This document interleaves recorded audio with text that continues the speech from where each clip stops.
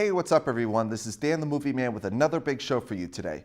Well, March has passed by and let me just say we have had quite the extraordinary month, so I thought it would be time for me to take the time out of my day to come by and talk about what I saw over this past month and give you my 2 cents. We have Logan Kong Skull Island, Beauty and the Beast, Power Rangers, and Ghost in the Shell. That said, let's get right to Logan. Now, Logan is the latest installment of the X-Men franchise, or specifically the Wolverine aspect of the franchise, where it is set in the near future, and Logan, played by Hugh Jackman, has started to become a little weary. He's not healing like he normally does, and he's taking care of a very sick Charles Xavier, played by Patrick Stewart. And in this story, they come across a little girl named Laura, played by Daphne Keane, a newcomer, and they have to go on a journey and run away from these guys that are trying to kidnap her and experiment on her. And suddenly, Logan and Laura start to build a connection with each other, and somehow they turn out to be closer than you may seem to know. Now, there is a lot of great things about it. I would say this is possibly my favorite movie of the year so far. Hugh Jackman gives everything in his power. He gives 110% of his performance into this role. He has been playing Wolverine for about 17 years, and same with Patrick Stewart, who has also been playing the character for 17 years. And these guys are at the end of their ropes. They are done. There is very little hope from the perspective of these two. They have seen a lot. These two, it's a father and son relationship as well. It's kind of heartbreaking to watch as well. Just if you watch the very first X-Men movie on how it all started and then seeing this movie on where it all led to, it is kind of depressing, but in a very deep emotional way. Like, the best way I could describe the chemistry between these two, whenever it gets to a comedic moment, it almost reminds me of Stantler and Wardorf from the Muppets. Like, just their bickering with each other, because it's two old guys just bickering with each other, but it is a father-son relationship, even though they aren't related, but you get that vibe whatsoever. Now, the newcomer, Daphne Keane, who plays this little girl named Laura, oh my God, she's one of those physical actors, meaning like it's kind of like Tom Hardy, where they speak with their body and not their language. Like, she looks at you and you think, this girl means business right here. Like, she acts with her facial gestures. Like, she hardly speaks throughout the entire movie. And yeah, I definitely see a future for this girl here. There's one character who I really seem to like a lot, and a lot of people aren't talking about him, and that is Stephen Merchant as Caliban. What a great character. Now, Caliban was in the movie X-Men Apocalypse, but he was only in 2 scenes, and they hardly did anything with him in it. Caliban in this movie is done so much better. They gave him personality. They give him, and Stephen Merchant, I usually see him doing comedy, and when I saw him in this, I was like, this is unlike any other performance I've seen him do, and I want to see him do more dramatic stuff as well.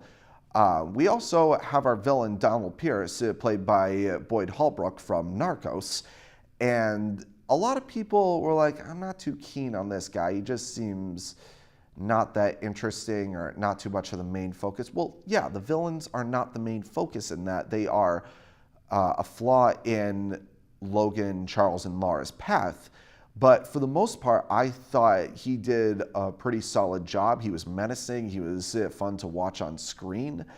As far as flaws go, I would say only 2 things. There were a few continuity issues where they say, because the movie is set in 2029, and there are moments where they explain the past where I'm like, wait, but how does that connect to that? It's a little confusing, but then I remember X-Men Days of Future Past, where Wolverine changed the past and changed the future as well.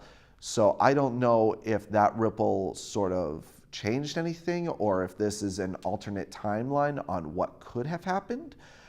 But I want to say that this is an Elseworld story because of the way how they describe things, where there's one point where Logan turns the radio on and he hears them say, oh, this is like the biggest devastation since the incident in 2004. I'm like, so that must have, or yeah, it's like this happened 25 years ago. Like, so that would have happened in 2004, 1 year after X-Men 2 came out. And this movie is in 2029. So are these two connected still? Or is this somewhat of a soft reboot? It's kind of hard to tell, but it's too little of a flaw for me to get angry over. The only other thing I would say were some of the last minute villains, like one character who comes on the screen and I didn't think that there was much development in there for him, but I understood where he was coming from. And then there's a third villain in it, which I won't say who that is, but it does leave a huge emotional impact on our characters and the audience in general. As soon as this movie ends, like, you can tell, yeah, this is definitely the last time we'll see these characters. Like, they're at the end of their ropes. Patrick Stewart and Hugh Jackman, they want to work on other projects. They've been doing this for, any other actor who's played, like anyone who, basically, Hugh Jackman and Patrick Stewart have played these characters longer than any other actor who has played James Bond, as far as I'm concerned. The only other actor or any other doctor from Doctor Who, the only other character I could think of who's been playing these kind of characters for very long is Anthony Daniels, who plays C-3PO in the Star Wars franchise. And yeah, now Hugh Jackman and Patrick Stewart are on that line on how long that they will be playing those roles. Even Robert Downey Jr. as Iron Man, he's been playing this role for about 9 years now. Next year, 10. But yeah, what I also liked about this movie was that it didn't feel too much like a comic book movie. It felt much more like an independent film, and in a sense, more like an apocalyptic Western, which does give a sense of familiarity to the director, James Mangold, who also directed the movie 3:10 to Yuma. And there's one moment where Charles and Laura are watching the old classic Western Shane. So I thought that was a little bit of a nice nod. And if James Mangold ever decides to do another Western, ever after seeing this movie, I'm all up for what he does. Overall, I will say that this was my favorite movie of the year. As far as I know, we still got a lot to cover in the near future. And the final verdict for Logan is an A. Next up is Kong Skull Island. Now, this is the newest edition of King Kong. This is a reboot that also fits into the world of the Godzilla franchise, the one that came out in 2014. And this one, instead of it being set in the 30s, it's actually set in the 1970s around the Vietnam era. So basically, this was an attempt to make a monster movie in the sense that it was in Apocalypse Now. Now, a lot of people have been bashing on this movie, saying that the characters were very hollow and that the CG was very noticeable. I honestly thought that this movie was a blast. Not in a perfect way. I mean, yeah, there are certain flaws in it, but overall, I had a really good time with this movie. I will say the scene stealer in this movie is King Kong. And I thought that every time he showed up on screen, he stole every moment that he was in. Even some of the cast is not that bad. You got Tom Hiddleston, Samuel Jackson, John Goodman, Brie Larson, Toby Kebbell, Corey Hawkins, Jason Mitchell. John C. Reilly is in this movie. And from what I saw, everyone was doing whatever they could to be a part of a King Kong movie. I would say the two actors that definitely put their all in are Samuel Jackson, who in this story has a personal vendetta against Kong. I won't say why, but once you see the movie, you'll get more of an understanding. And the other character is John C. Reilly's character, who in this movie, he has been on this island for about since World War II. And he has come custom with the natives of this island and gets a sense of who Kong is and where he comes from. And he tells these people, Kong is king of this island, and he's a good king, but you don't want to start dropping bombs unless you're going to be picking a fight. And that's what they do. Pretty much the government and the army are dropping bombs on this island to reshape it, in a sense, to find some of these monsters and get proof on why they're there in the first place. And everything's going well until they see Kong, and everything just goes to crap from there. There were some characters where I was like, if they don't make it out alive, I'm not going to be too sad about it. The one character, for some reason, that I had an emotional connection to was Jason Mitchell's character. Now, for those of you who don't know, Jason Mitchell was the same actor who played Eazy-E in Straight Outta Compton. And that was a performance that I thought should have been nominated for an Oscar for at least Best Actor or Best Supporting Actor. But then again, who am I to judge? Oh yeah, a TV film critic. But yeah, for some reason, whenever I saw him on screen, I thought to myself, I hope he's the one who makes it out alive. And I won't say who lives and who dies, but let me just say, there are moments in this movie where it pushes the PG-13 boundary, where it's not too violent, but there are moments where I'm watching it and I was like, maybe he'll get out at, no, he's dead. He's dead. Very dead. But yeah, I was surprised on what they got away with. And I saw this movie with a crowd. And when you see a movie like this with a full audience, I've said it before in the past and I'll say it again, it enhances the experience and it makes it feel alive. And it's definitely a film that I would say would be worth seeing in IMAX. I mean, by the time this episode gets out, it'll be on Blu-ray and DVD. But if you have like a huge screen in your house or like an interior movie theater, like if you're one of those people that has a personal movie theater in your home, this is definitely an experience film that you want to check out. Toby Kebbell, who was one of the soldiers, was actually the motion capture for Kong, or from what I understand, a consultant, because for those of you who don't know, Toby Kebbell also played the character Koba in Dawn of the Planet of the Apes.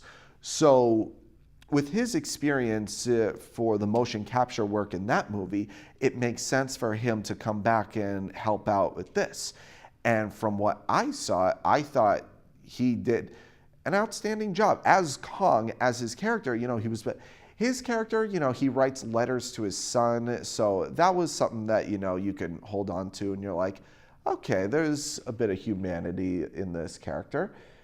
Overall, I thought it was a fun movie, not a perfect movie. Some people are right. Some characters could have been developed more or could have had a little more personality. Some characters felt a little wooden. Like Tom Hiddleston and Brie Larson, don't get me wrong, I don't think that they were bad in this movie. I just thought there could have been more to what they were given, because usually whenever I see these two on screen, they give everything that they have. Unfortunately for this movie, they've already had their big break. So when they're doing this movie, it's like Tom Hiddleston will be like, "Hey, you want me to be in this movie? That's fine. I'm already Loki, so I don't really have to do too much into this." And Brie Larson is like, "All right, yeah, I can do this. I mean, I have an Oscar, so I'll pretty much do whatever. And this is all I have for right now to prove my worth. I mean, yeah, I'm going to be Captain Marvel in about 2 years, but hey, as far as this is concerned, I'll just do this for the heck of it." But other characters, like maybe, I guess, John Goodman was passable. Some of the CG does look a little wonky from time to time. They did shoot this on location in Hawaii, but then there are moments where I'm watching this and I was like, yeah, this is a studio. Well, it gets a little bit distracting. The post-credit scene, and yes, there is a post-credit scene, and it makes up for all the flaws that happen in it, and you're like, oh, that's fascinating. And it didn't seem forced at all, but it does leave me, still curious and interested in where this franchise goes, because I know in 2 years we are going to be getting Godzilla, the King of Monsters, which will introduce Rodan, Mothra, and King Ghidorah, and will be directed by the same guy who directed Trick or Treat and Krampus. And it will also be starring Millie Bobby Brown from Stranger Things, Vera Farmiga from The Departed, O'Shea Jackson Jr. from Straight Outta Compton, Kyle Chandler from Friday Night Lights, and Ken Watanabe will be reprising his role from the first Godzilla movie into this. And somehow this Kong movie will intertwine with this universe. And I know that world building can get a little annoying. Like, I know that they're going to be doing something like that with the Universal monster movies with The Mummy, and I know they're doing the same thing with The Invisible Man, Creature from the Black Lagoon, Bride of Frankenstein. Like, those are movies where I'm like, yeah, we've already seen that before. But, we've also had universes like Marvel, DC, and now we got this monster movie franchise. And I thought, yeah, I'm like right in the middle where it's like, yes, we do need a universe for this, or no, we don't need it. I'm sort of in the middle. I was like, yeah, I'm glad we have it, but I wouldn't be disappointed if we didn't have it. So the final verdict for Kong Skull Island is a B+. Next up is Beauty and the Beast. Now, Beauty and the Beast is Beauty and the Beast. It is the live-action incarnation of the 1992 animated film from Disney. For those of you who don't know, and I don't know why you wouldn't, Beauty and the Beast tells the story of Belle, played by Emma Watson, who wants more to life, and she's basically the smartest person in her village, and goes to find her father after when she's missing and comes across the Beast, played by Dan Stevens. And she becomes his prisoner, but sort of bonds with him, and he starts to bond with her after he starts to improve on himself, on becoming a better person. And then we have a live-action Beauty and the Beast movie right there. What I really liked about it, I will say the cast is on point. There is not a single bad casting choice in this movie. First of all, Emma Watson as Belle. I don't think you could have gotten a better actress to portray Belle than Emma Watson. I mean, what she did, and I know a lot of theater fanatics are gonna nitpick at her voice. Like, some people say that, her voice, seemed a little bland, or, she wasn't trying hard enough. She was trying. She really was. She's like, guys, I'm doing the best I can right here.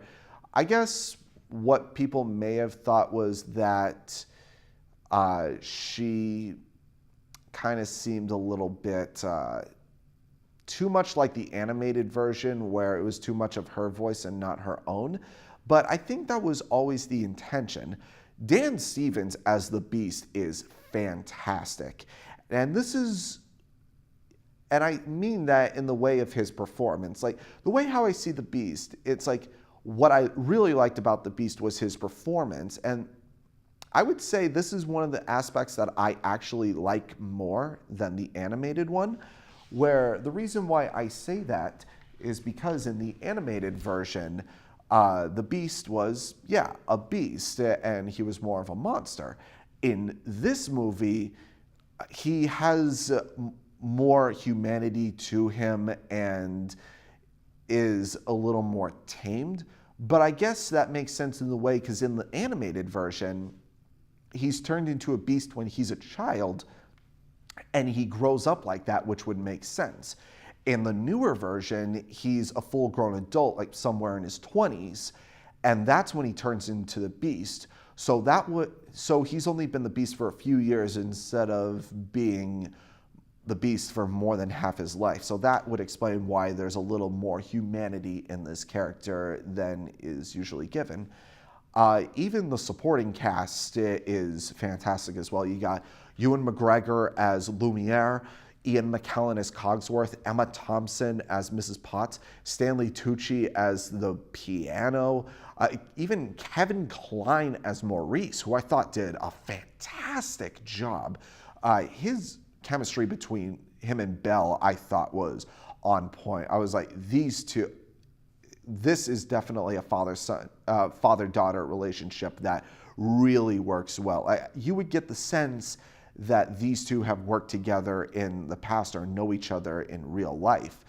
Interesting enough, this is actually a reunion of two Harry Potter actors, Emma Watson and Emma Thompson. Emma Thompson, who played Professor Trelawney in Harry Potter and the Prisoner of Azkaban and the Order of the Phoenix. So I thought that was a little thing to pick out.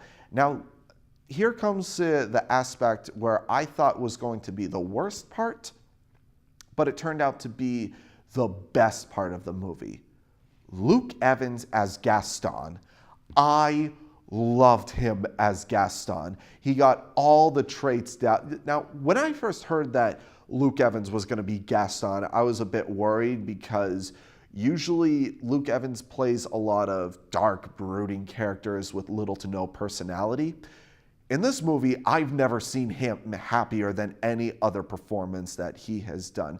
You know, he's smiling, he's singing, he's dancing, he's being goofy. He's having the time of his life. And I feel like that's how Luke Evans is in real life. Like, he just gets everything done the way how it's supposed. And not surprisingly, Josh Gad as LeFou. He was the one where I was like, that is perfect.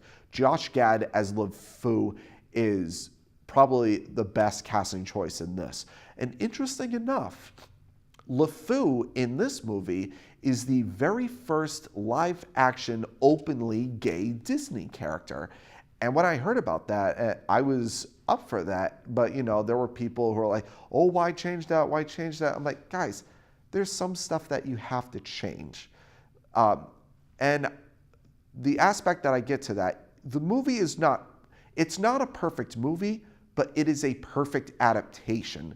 The best way I could describe this movie is like, it's kind of like the movie Watchmen, in a sense. Not in terms of tone or ratings, but in a sense that it works as a fantastic adaptation, but like there's some things that are missing. Like, take for instance, with Watchmen, there are some certain stills in that movie that are shot like how it was drawn in the comic book. And I thought that was absolutely perfect. But then again, there are things that they have to change, because if you want to do like a live action version of a comic book or an animated movie or show, you have to adapt it. You can't just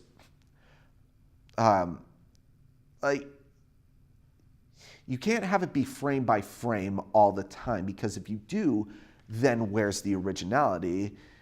Like, it's kind of like the best way I could give a description of that was the remake of Psycho with Julianne Moore and Vince Vaughn. Like, that is a shot-for-shot remake. And that's why it failed to deliver, because instead of, And I know, yeah, remaking Psycho is basically a sin, but it was a remake to the point where you're like, this is just basically the same movie just reenacted.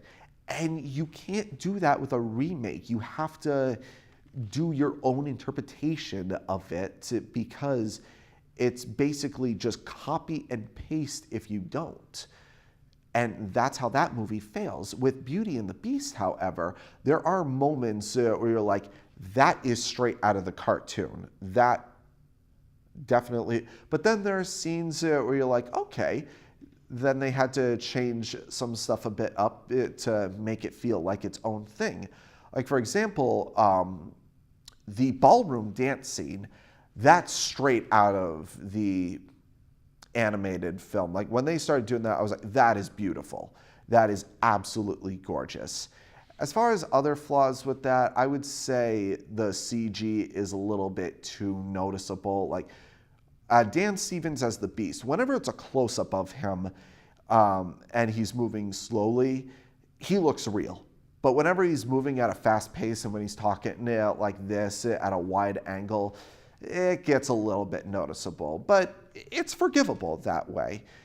And I would say that, I don't know. I mean, I'm glad that this happened. Like, I would say the best live-action Disney movie adaptation that that Disney has done so far was Jungle Book. I mean, Cinderella was great, Pete's Dragon was great, but I would say Jungle Book, takes the cake as the best adaptation that they've done so far because it only used half of what the animated movie was and then did its own thing from the books. And then Beauty and the Beast comes around, and while I say it's still, lightning in a bottle, just like Jungle Book, there are moments where I was like, I don't know. I mean, like, yeah, it's good, but there are certain parts in this where I was like, this can only work in animated format, but when it's done in live action, it seems a little bit off. And there are a little more over-the-top moments that are tamed where I was like, okay, that could be understandable. Or there are moments where I was like, oh, that could have been done like how the original one was. But then again, that's a little bit of a nitpick. I would definitely, own it on Blu-ray or DVD when it comes out. It's definitely worth the price of admission. I think it's still in theaters right now at this point. The final verdict for Beauty and the Beast for me is an A-. Next up is Power Rangers. Now, Power Rangers is the live-action interpretation of the Mighty Morphin Power Rangers. And in this, 5 teenagers find 5 coins, and they find an underground lair where they find a giant floating head to guide them and say that they are the Power Rangers, and they must defeat an evil empress named Rita Repulsa to stop her from destroying the world. Now, when I heard that they were going to be doing a live-action Power Rangers movie, I thought to myself, I automatically started to be giddy, but then, I started to hold back. I was like, wait a minute. I don't want this to be like, too much like Transformers or too much like G.I. Joe or that kind of thing. But I will say, for this movie, this is definitely a film made by the fans for the fans. Now, I grew up watching Power Rangers when I was a little boy, when I was about 5 years old. And I remember most of the episodes vaguely. Like, I remember seeing every single episode from season 1, and then, like, it was all scattered afterwards. And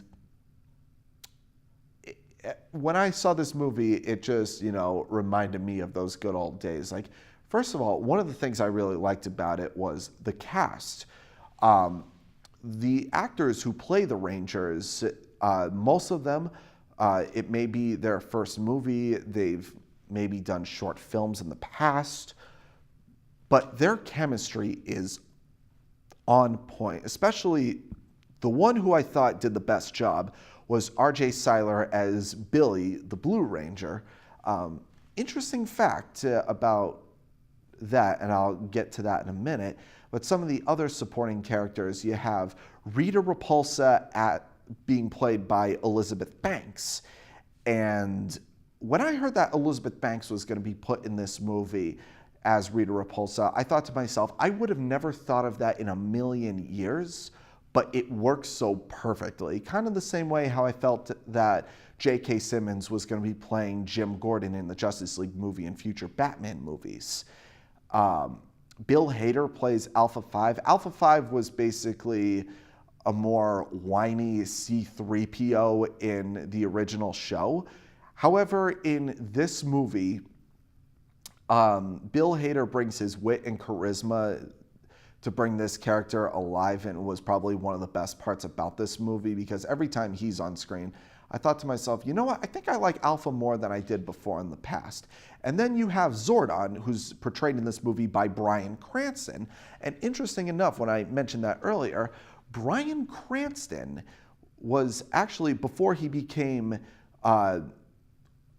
Emmy Award-winning Bryan Cranston, he was working actor Bryan Cranston, and one of his first jobs was he did voice work for the original Power Rangers TV show.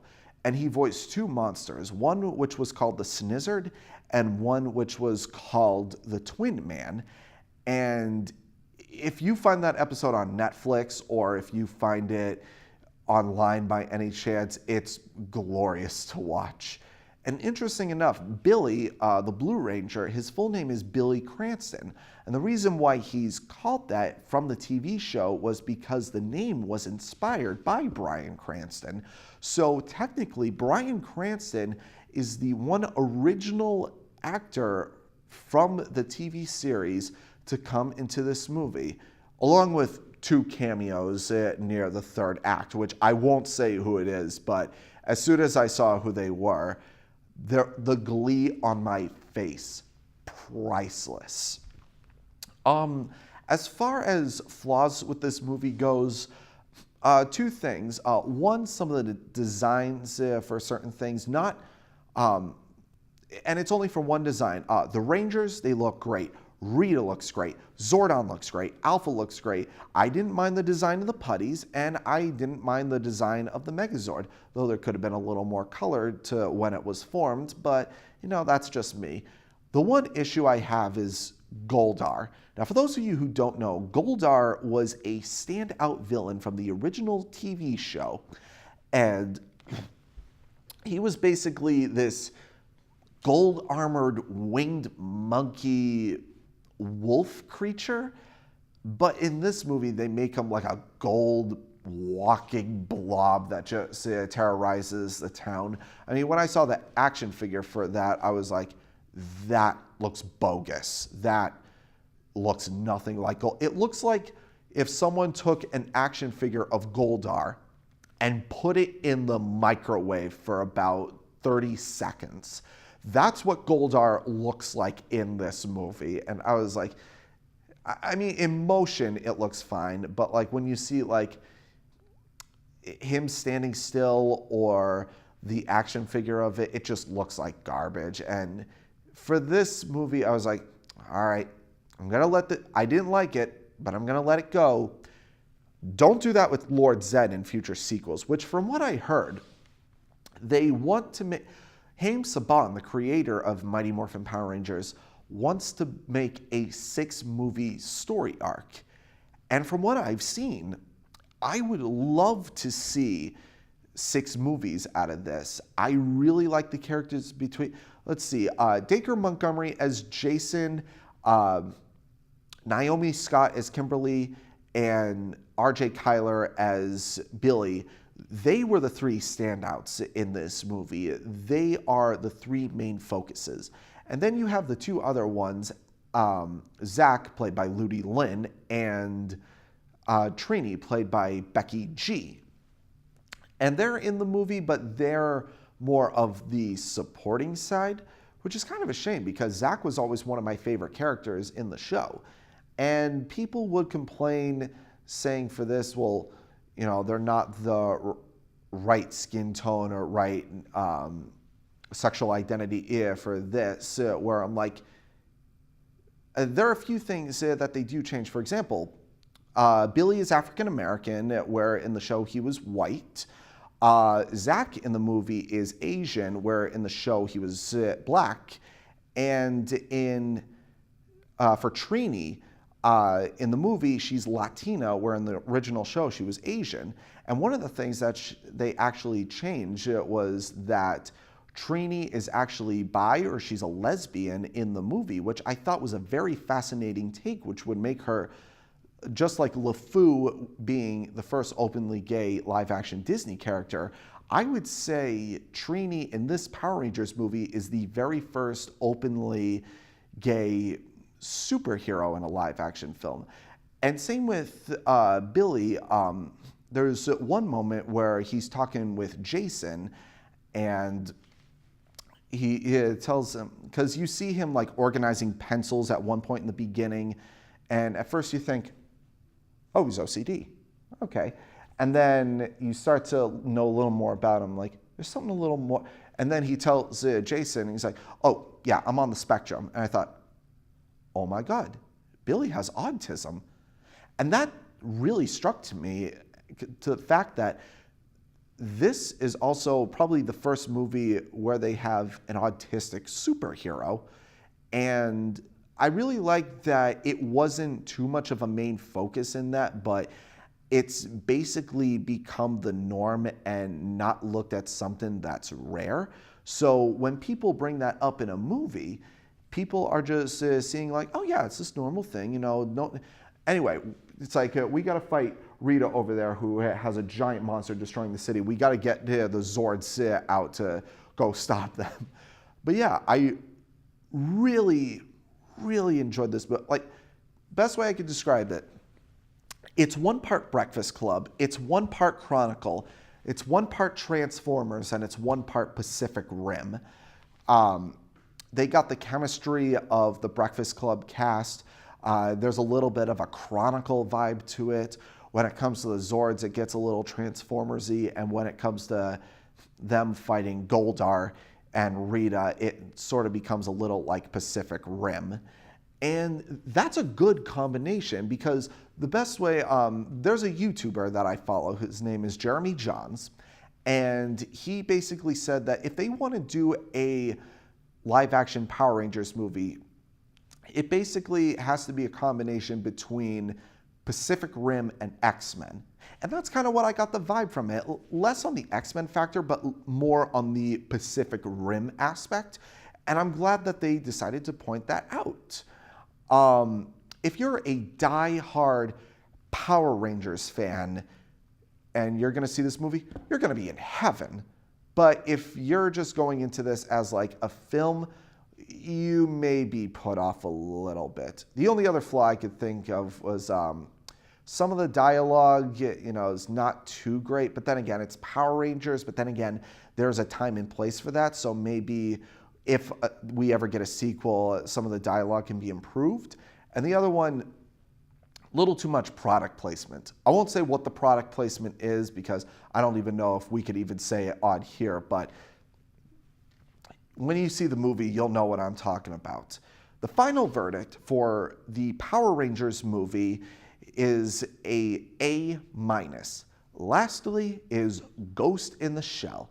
Now, Ghost in the Shell is an adaptation of the classic anime Ghost in the Shell. In this, there's a character called Major, played by Scarlett Johansson, who is the first of her kind, where in this futuristic world that she lives in, humans have become one with artificial intelligence and cybernetic organisms, like enhanced fingers, enhanced eyes, or enhanced feet. Her, on the other hand, it's her brain and put into a different body. So it's her learning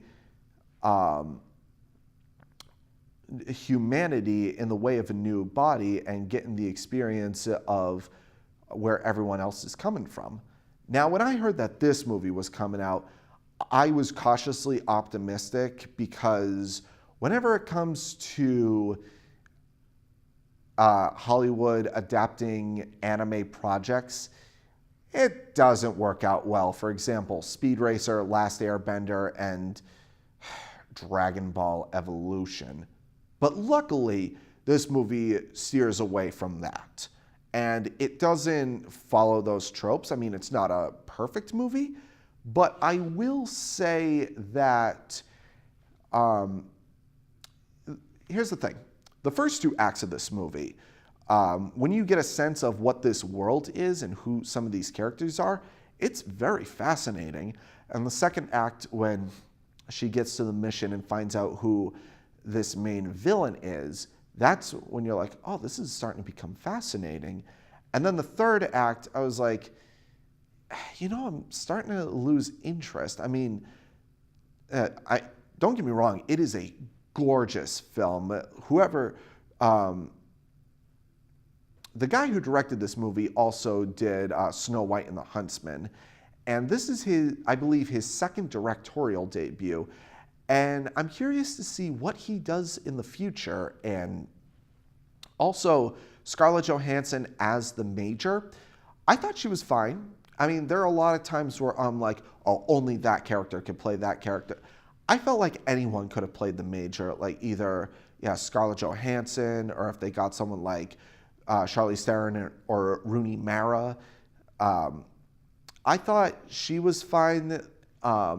There are some aspects in this where, it starts to slow down, where it's not action-packed, where I thought was, this is, respectable and mature for just a mindless action movie. But then again, I was like, as the moment where all this stuff is happening at the third act, where I'm just sitting there, I was looking at my watch. I was wondering, when is this movie gonna end? God, I feel like I've been sitting here for 3 hours. And I saw this movie in IMAX, and it gave me a little bit of a headache from time to time, but maybe that's just me.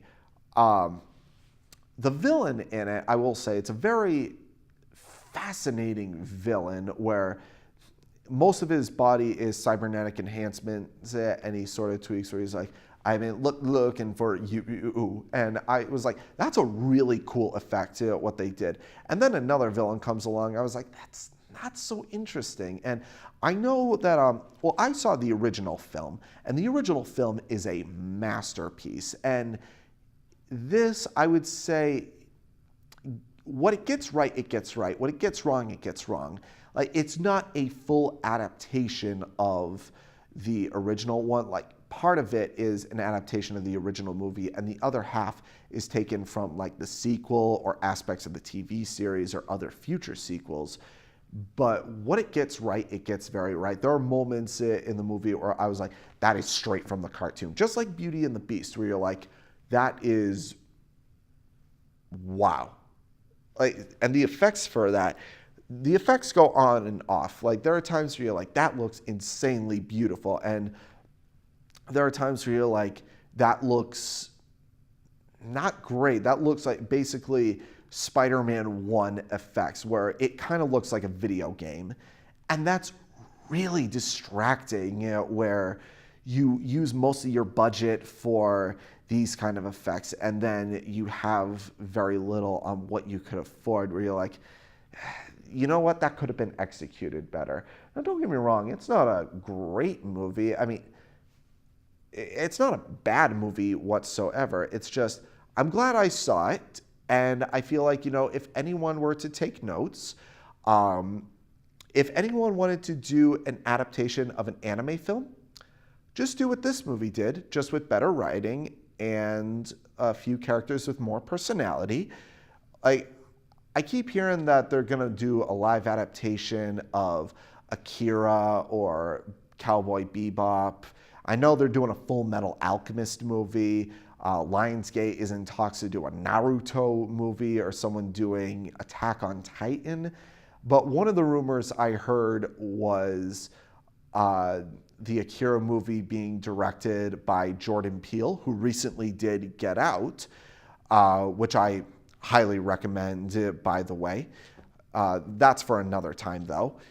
But overall, I thought it was a pretty solid, fascinating film up until the third act, where as soon as the credits rolled, I was like, oh God, now I can stretch my legs. So the final verdict for Ghost in the Shell is going to be a C+.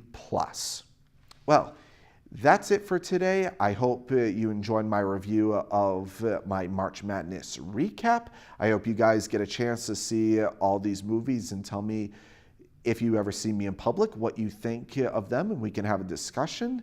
Until then, this is Dan the Movie Man, signing off.